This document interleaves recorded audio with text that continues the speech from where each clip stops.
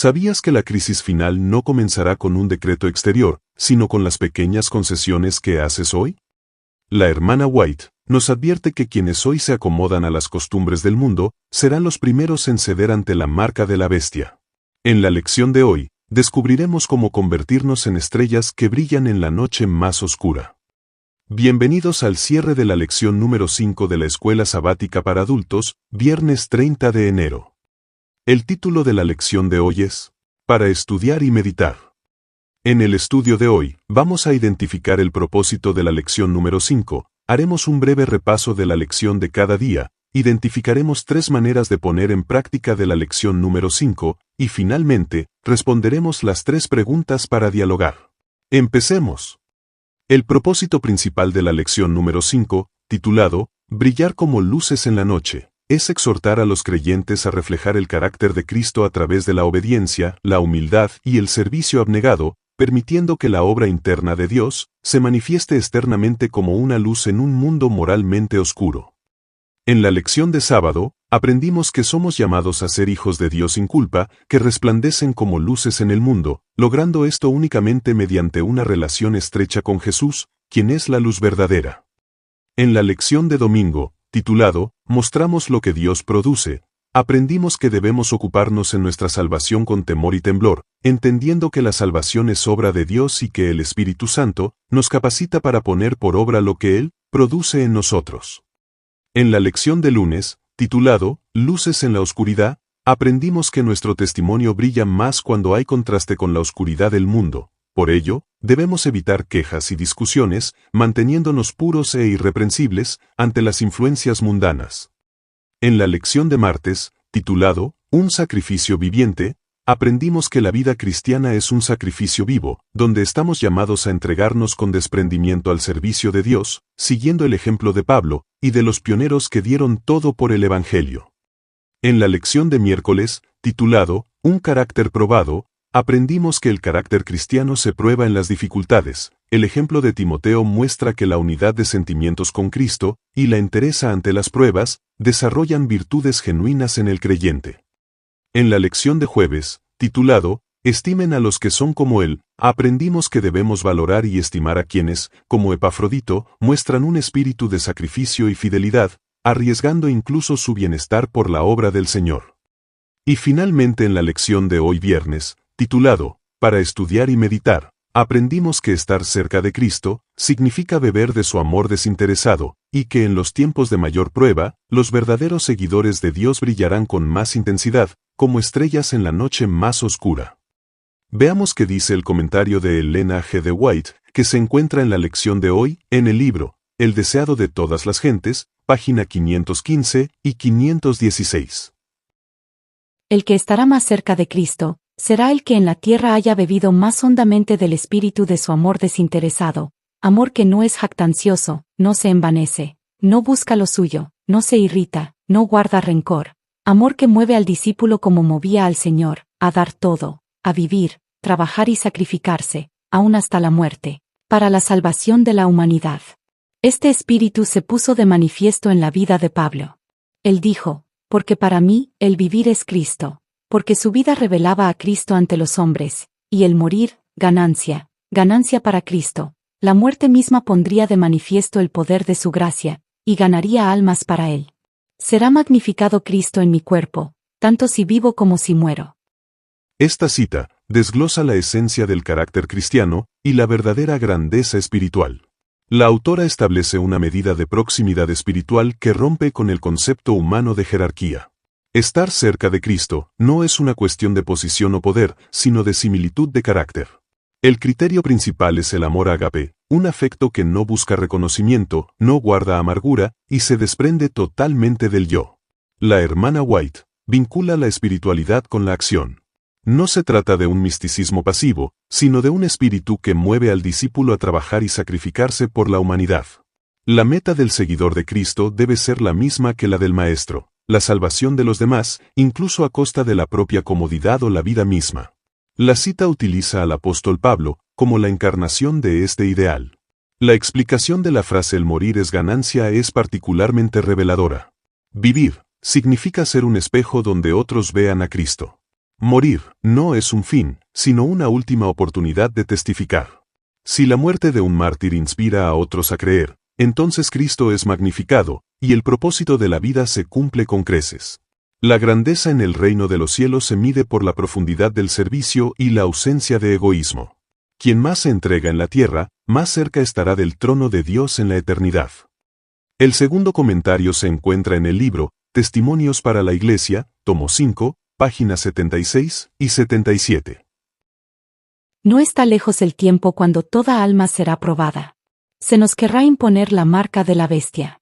Para aquellos que han ido cediendo paso a paso a las exigencias del mundo y se han acomodado a sus costumbres, no será cosa difícil ceder ante las autoridades dominantes, antes que someterse al escarnio, a los insultos, a la amenaza de encarcelamiento y a la muerte. Cuando multitudes de hermanos falsos se distingan de los verdaderos, entonces los que están ocultos se manifestarán, y con expresiones de alabanza en sus labios se alistarán bajo la bandera de Cristo. Aquellos que han sido tímidos y vacilantes en la iglesia, llegarán a ser como David, dispuestos a trabajar y arriesgarse. Mientras más oscura la noche para el pueblo de Dios, más resplandecientes las estrellas. Satanás acosará severamente a los fieles, pero saldrán más que vencedores en el Señor. Esta poderosa cita aborda el tema de la crisis final y el refinamiento del carácter del creyente. La autora advierte que la apostasía no ocurre de la noche a la mañana, sino mediante un proceso gradual de ceder paso a paso. Quienes hoy se adaptan a las costumbres del mundo por conveniencia o temor, encontrarán que, en el momento de la prueba final, simbolizada por la marca de la bestia, les resultará casi imposible resistir la presión de las autoridades. El mensaje es claro: la fidelidad en las pequeñas cosas de hoy determina la victoria en las grandes crisis de mañana. La hermana White describe un momento de zarandeo, donde se marcará una distinción clara entre los hermanos falsos y los verdaderos. La persecución actúa como un filtro. Mientras algunos abandonan la fe para evitar el sufrimiento, otros que anteriormente eran tímidos y vacilantes, surgen con una fuerza renovada, comparada con la valentía del rey David. La cita concluye con una nota de triunfo. La metáfora de que mientras más oscura la noche, más resplandecientes las estrellas, sugiere que el carácter de los fieles brillará con más intensidad conforme el mundo se vuelva más hostil. A pesar del acoso de Satanás, la promesa es que los fieles no solo sobrevivirán, sino que saldrán más que vencedores por la gracia divina. La cita es un llamado a la vigilancia espiritual y a la integridad actual. Nos enseña que la verdadera fe se manifiesta plenamente bajo presión, transformando a los débiles en valientes y asegurando que la luz de Dios nunca será apagada por la persecución. En conclusión, la lección enfatiza que la vida cristiana no es pasiva. Aunque la salvación es un don gratuito, el creyente debe cooperar activamente con Dios para reflejar su santidad. A través de ejemplos prácticos como Pablo, Timoteo y Epafrodito, se nos muestra que el carácter se forja en el sacrificio y la obediencia, convirtiendo a la Iglesia en un faro de esperanza y pureza frente a la corrupción del mundo. ¿Y de qué manera podemos poner en práctica la lección de esta semana para nuestra vida espiritual? La lección de esta semana lo podemos poner en práctica de 3 maneras. Número 1. Vigilancia en el consumo. Aplicar la regla de David: no pondré ante mis ojos cosa injusta, para purificar las áreas de la vida contaminadas por medios de comunicación que no son edificantes. Número 2. Acción cooperativa con Dios. No esperar que Dios haga nuestra parte, debemos tomar decisiones conscientes para resistir la tentación, confiando en que el Espíritu Santo fortalece nuestra voluntad para elegir lo correcto. Y número 3. Resiliencia ante la prueba. Ver las provocaciones y dificultades diarias no como molestias, sino como una disciplina necesaria para desarrollar la mansedumbre y las gracias cristianas. Finalmente vamos a terminar la lección de esta semana, respondiendo las 3 preguntas para dialogar. Pregunta número 1. Piensa en la advertencia de la cita anterior acerca de los que han ido cediendo paso a paso a las exigencias del mundo y se han acomodado a sus costumbres. ¿Qué podría incluir esto y cómo podría aplicarse no solo a los individuos sino a la Iglesia en su conjunto? Respuesta. Esto podría incluir adoptar valores mundanos como el materialismo, el orgullo o la falta de compromiso con los principios espirituales, cediendo a presiones sociales en lugar de mantenerse firme en la fe. Para la Iglesia en su conjunto, podría manifestarse como la dilución de doctrinas, la búsqueda de popularidad sobre la verdad, o la adaptación de prácticas que comprometen la integridad bíblica para agradar a la sociedad. La advertencia implica que estas concesiones graduales preparan el terreno para ceder finalmente ante la marca de la bestia y otras autoridades dominantes, en lugar de someterse al escarnio o la persecución por la fe. Pregunta número 2. Dios dice: yo honro a los que me honran. ¿De qué manera honramos a Dios? ¿Es lo mismo honrar a Dios que darle gloria? ¿Por qué sí o por qué no? Respuesta: honramos a Dios mediante la obediencia a sus mandamientos, viviendo una vida que refleje su carácter de amor desinteresado y sacrificio, y dándole la prioridad en nuestras vidas por encima de las exigencias del mundo.